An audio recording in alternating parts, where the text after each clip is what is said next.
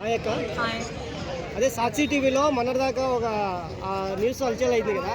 ఏంటంటే శ్రీనివాసరావు గారు యాంకర్గా ఉన్నారు కదా, అతను వేసల రాజధాని ఇది రాజధాని కాదు అని అన్నారు కదా. దాని గురించి మీ ఒపీనియన్ ఏంటి? వేసల రాజధాని అంటే ఏం ఉద్దేశం పెట్టి మాట్లాడారు? అలా ఎలా మాట్లాడారు? వేసల రాజధాని అంటే అది ఆడవాళ్ళని పట్టి కించపరచడానికి మాట్లాడారా, లేకపోతే మగవాళ్ళని పట్టి కించపరచడానికి మాట్లాడారా, లేకపోతే రాజకీయ నాయకులను పట్టి కించపరచడానికి మాట్లాడారా? ఎలా మాట్లాడారు? వేసల రాజధాని అంటే ఏంటి? ఆ మాట అర్థం ఏంటి? అంటే ఆ రాష్ట్రంలో ఉండేవాళ్ళు, ఆ ఊళ్ళో ఉండేవాళ్ళు మొత్తం కలిపి వేసేలేనా, లేకపోతే ఆ రాజధానిలో ఉండేవాళ్ళు వేసేలేనా? నేను పెళ్ళాం పిల్లలు ఏం చేస్తున్నారో నేను తెలుసా? నేను ఆఫీస్ కంటూ ఒక బాక్స్ భుజాన్ని వేసుకొని పరిగెడితే నేను ఇంట్లో భార్య ఆయనకి ఏం చేస్తుందో ఆయనకు తెలుసు. ఇంట్లో కూతురు ఉంటే కూతురు ఏం చేస్తుందో తెలుసా? ఇవన్నీ తెలుసుకోకుండా వేరే రాజధానిని పట్టుకొని వేసే రాజధానిని ఎట్లా మాట్లాడతాడయ్యా ఆయన? ఏ రైట్స్తో మాట్లాడాడు, ఏ హక్కుతో మాట్లాడాడు? అలా మాట్లాడితే ప్రభుత్వంలో ఉన్నటువంటి చంద్రబాబు నాయుడు గారు ఏం చేస్తున్నారు, పవన్ కళ్యాణ్ గారు ఏం చేస్తున్నారు, నారా లోకేష్ గారు ఏం చేస్తున్నారు? అంటే ఇటువంటి వ్యాఖ్యలను పట్టించుకోరా? మహిళల మనోభావాలు దెబ్బతీయడం కోసం ఇటువంటి మాటలు మాట్లాడారా, లేకపోతే పురుషుల అభిమానాలు దెబ్బతీయడం కోసం గురించి ఇట్లా మాట్లాడారా? లేకపోతే ఏమన్నా రాజకీయ నాయకుల మీద డైరెక్ట్ మాట్లాడు, నీ చేత అయితే డైరెక్ట్ అటాక్ చేయి, నీ మాటలతోటి తాడో పేడలు తేల్చుకో చేత అయితే. లేకపోతే నోరు మూసుకొని నీ ఉద్యోగం నువ్వు చేసుకుంటూ నీ భార్య పిల్లలతో నువ్వు బతుకు. లేకపోతే ఎవరైనా రెచ్చగొడితే నువ్వేమైనా వ్యాఖ్యలు చేసావా? ఎక్కడో సాక్షి టీవీలో ఉద్యోగస్తుడు అయినటువంటి నువ్వు వేసల రాజధాని అనే దాకా వెళ్ళావంటే రాజకీయాల గురించి ఏం తెలుసని మాట్లాడావు నువ్వు అలాగా? అసలు అంటే కంప్లైంట్ కూడా ఇచ్చారు కదా, రాజధాని ఇట్లా మమ్మల్ని అన్నారు అని మొత్తం లేడీస్ అంతా వెళ్ళి కంప్లైంట్ కూడా ఇచ్చారు కదా. దాని గురించి ఏమైనా చర్యలు తీసుకుంటారంటావా తన పైన?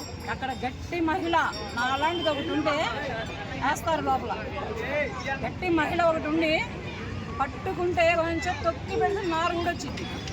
అట్లా ఉండాలి. మరి అక్కడ మహిళలు ఏం చేస్తున్నారో, అసలు ఎవరిని ఉద్దేశించి అటువంటి మాట అన్నాడో అర్థం కావట్లేదు. అంటే బొంబాయి ఇంత ముందు రెడ్ లైట్ ఏరియా అని ప్రకటించారు. బొంబాయిలో రెడ్ లైట్ ఏరియా అని ఒక ఏరియా ఉంది. బొంబాయి రాజధాని వేసల రాజధానా, ఢిల్లీ రాజధాని వేసల రాజధానా, తమిళనాడు రాజధాని వేసల రాజధానా, కర్ణాటక రాజధాని వేసల రాజధానా, లేకపోతే తెలంగాణ రాజధాని వేసల రాజధానా, లేకపోతే ఆంధ్రప్రదేశ్ రాజధాని వేసల రాజధానా? ఈ వేసలు అనే మాట ఎవరిని ఉద్దేశించి వచ్చింది? మహిళలనా, పురుషులనా, రాజకీయ నాయకులనా? వీళ్ళ ముగ్గురులో ఎవరిని ఉద్దేశించి వచ్చిందో కొంచెం అతన్ని సరిగ్గా చర్య తీసుకుంటే ఎవరు అనిపించారా, లేకపోతే ఇంకా ఏనన్నాడా, ఎవరిని ఉద్దేశించి అన్నాడో బయటకు వస్తుంది. అంటే గత ప్రభుత్వంలో గత 5 ఏళ్ళు రాజధాని గురించి పట్టించుకోలేదు కదా. ఇప్పుడు మళ్ళీ చంద్రబాబు నాయుడు గారు వచ్చి రాజధాని మళ్ళీ డెవలప్ చేస్తున్నారు. ఆ డెవలప్మెంట్ ఆపడానికి ఏమైనా ఇలాంటి మాటలు మాట్లాడారట? ఇట్లాంటి కుక్కలు ఎన్ని మురిగినా పులులు సింహాలు భయపడవు. ఏనుగులు పోతా ఉండే కుక్కలు మురుగుతాయి అన్నట్లుగా వాటి పని ఇవి చేసుకొని పోతానే ఉంటాయి, వీటి పని ఇవి చేసుకొని పోతానే ఉంటాయి. ఇటువంటి చిన్న చిన్నగా వీధి కుక్కలు, బజార్ కుక్కలు మురిగితే ఆడ రాజధాని ఆగిపోతాయా, లేకపోతే వాళ్ళు భయపడతారా? భయపడే వ్యక్తి అయినా మాట్లాడుతున్నాడు. ఆయన చంద్రబాబు నాయుడు గారి గురించి ఏముందని మాట్లాడుతున్నాడు, ఏ అర్హతతో మాట్లాడాడు? నాలాంటి ఒకటి ఉండాలయ్యా అక్కడ ఆ రాష్ట్రంలో. నాలాంటి ఉంటే వేసల రాజధాని అన్నందుకు వాడు ఎక్కడున్నాడో పట్టుకొచ్చి తాట తీసి సమాధానం చెప్పారు. అంటే మళ్ళీ ఒక పెద్ద ఆయన ఫోన్ చేసి ఆయనకు సారీ అండి తప్పైందని క్షమాపణ కోరారు. దాని గురించి మీరే ఉంటారు? ముందల టంగు జారడం ఎందుకు, తర్వాత సారీలు లారీలు ఎన్ని పంపించడం ఎందుకు? ఫస్ట్ నువ్వు టంగు జారద్దు, తర్వాత నువ్వు సారీలు లారీలు ఎన్ని పంపించినా వేస్ట్. నిన్ను వేస్తా అంటే నేను కూడా తిడతా, చాలా తిడతా. నేను కూడా సారీలు చెబుతా. ఒప్పుకుంటారా? ఇప్పుడు ఒప్పుకోకనే కదా ఇంత ముందుల కోటేశ్వర శివప్రసాద్ని అరెస్ట్ చేస్తే ఆయన సూసైడ్ చేసుకొని చనిపోయాడు. చిన్న చిత్ర వాళ్ళందరూ నా అరెస్టుల పర్వం మొదలు పెడితే అరెస్టులో పోయి బయటకు వచ్చారు. సారీదేమండి, సారీ అనే పదం ఎవడైనా వదులుతాడు, కానీ నోరెందుకు సారావు? సాక్షి ఛానల్లో డిబేట్ చేసేటప్పుడు కూడా ఆ వాదన విని ఎందుకు నవ్వుతున్నాడు ఆయన? అసలు నవ్వుతున్నాడు కదా, అంటే ఆయన పక్క నుంచి ఇట్లా రాజధాని ఇలా ఉంటుంది ఆ మాట అన్నందుకు నవ్వుతున్నాడు ఆయన. అదే హేళనగా ఎగతాళిగా మాట్లాడుతున్నాడు, ఎగతాళిగా చేస్తున్నాడు. అక్కడ సరైన మహిళలు పట్టుకుంటే తాటుడు. ఓకే, అంటే పోలీసులు ఆయన పైన చర్యలు తీసుకుంటారంటారా? తీసుకుంటారు. అంటే ఓన్లీ కేసు మాత్రమే ఫైల్ అయింది కాదు. అక్కడ చెప్పాను కదా, అక్కడ ఉండవలసిన వాళ్ళు సరిగ్గా ఉంటే అది ఆడవాళ్ళని ఉద్దేశించా వేసల రాజధాని అనేది, మగవాళ్ళని ఉద్దేశించా, లేకపోతే రాజకీయ నాయకులను ఉద్దేశించా, వీళ్ళలో ఎవరిని ఉద్దేశించి అన్నాడు? ఎవరి కాడు ధ్వజమెత్తితే వస్తుంది, అది బయటకు వస్తుంది. ఎవరిని ఉద్దేశించి అన్నాడు, ఎవరు చెప్పిస్తే చెప్పాడు ఆ మాట. అంటే సాక్షిలో ఇలాంటి మాటలన్నీ మాట్లాడుతుంటారు ప్రతిసారి ఈ వైఎస్ఆర్సీపీ వాళ్ళు వచ్చి తెలుగుదేశం పార్టీ పైన ఇలా అనడం కానీ ఇవన్నీ వాటి గురించి మీరేమంటారు? కొండకి చాలా నిచ్చెలు వేస్తారు, ఎంట్రీలో వేస్తారు. ఎంట్రీలో కొండ వచ్చిద్దని వచ్చిద్దా? కొండ ఎంట్రీకి తగ్గిద్దా? కొండ వచ్చిద్దా? ఎంట్రీగా తగ్గిద్ది. అటువంటి ఎంట్రీలు లాంటి వాళ్ళు ఎవరో కొండలు లాంటి వాళ్ళు. ఆయన ఎప్పుడో పార్టీలో స్థాపించుకుపోయినటువంటి వ్యక్తి చంద్రబాబు నాయుడు గారు. ఆయన అంత అర్హులు వాళ్ళ ఇల్లు వాళ్ళ చెప్పులు పెట్టడానికి కూడా పనికిరారు.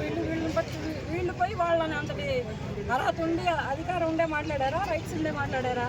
అదే చెబుతున్నాను కదా. కాకపోతే పార్టీ ఓడిపోయి జీతాలు ఇవ్వక ఏమన్నా ప్రేమించేమన్నా మాట్లాడుతున్నాడా? ఇది కూడా అనుకోవచ్చుగా. జీతాలు ఇవ్వట్లేదేమో, పార్టీ ఓడిపోయింది కదా. పార్టీ బాగుంటే జీతాలు వస్తాయి, పార్టీ బాగాలేకపోతే జీతాలు రావు. మరి ఇంట్లో పెళ్ళం పిల్లలు ఏంటన్నారు? ఎవరు గురించి ఎక్కడా భయపడడు, ఎవ్వరు కూడా ఎక్కడా భయపడరు. దేవుడు కూడా భయపడరు. ఇవాళ రేపు ఇంట్లో ఉన్న ఫ్యామిలీకి ఇదవుతున్నారు. వాళ్ళు ఏం చేస్తే ఇటువంటి మాటలు మాట్లాడారు. ఇప్పుడు మీడియాలో ఉన్న అతను ప్రజలకు ఏమి సందేహం ఇవ్వాలనుకున్నాడు అసలు? అంతమంది ప్రజలు ఆయన దగ్గర నుంచి ఇటువంటి మాటలు మాట్లాడితే ఏమైనా మెసేజ్ ఇచ్చినట్టే? అదే మెసేజ్ అంటారు ఎవరైనా? అసలు ఏం మెసేజ్ ఇద్దామని చెప్పేసి సమాజానికి యూత్కి ఇటువంటి మాటలు మాట్లాడుతున్నాడు. రాష్ట్రంలో ఉన్న యువతలే కానీ యువతలైనటువంటి మహిళలే కానీ ఏ స్థాయిలో ఉన్న ఏ ఏజ్లో ఉన్న మనిషి మహిళలే కానీ ఎందుకు అటువంటి మాటలు అంటే ఊరుకుంటున్నాడో అర్థం కావట్లేదు. వేశ్యలు అనే మాట మగవాళ్ళకి వర్తించింది, రాజకీయ నాయకులకు వర్తించింది, మహిళలకు కూడా వర్తించింది, ఎవరికైనా వర్తించింది. వీళ్ళ ముగ్గురులో ఎవరికి ఏకీభవించి మాట్లాడాడు. ఇప్పుడు అతని పైన ఎలాంటి కఠిన చర్యలు తీసుకుంటే బాగుంటుందంటారు? ఫస్ట్ లోపల వేస్తే నేను చెప్తాను ఏం చేయాలి. అతని వెనకాల ఎవరైనా ఉన్నారా అనుకుంటున్నారా? ఇక్కడ సాక్షి ఉందిగా, ఆ సాక్షి మళ్ళీ ఎవరున్నారో మీకు తెలీదా? సాక్షి ఒకటే ఉందా, ఇంకా ఎవరైనా ఉన్నారా? సాక్షి ఉంది, సాక్షి వెనక మళ్ళీ ఎవరున్నారో మీకు తెలీదా? చాలుగా. Okay, thank you.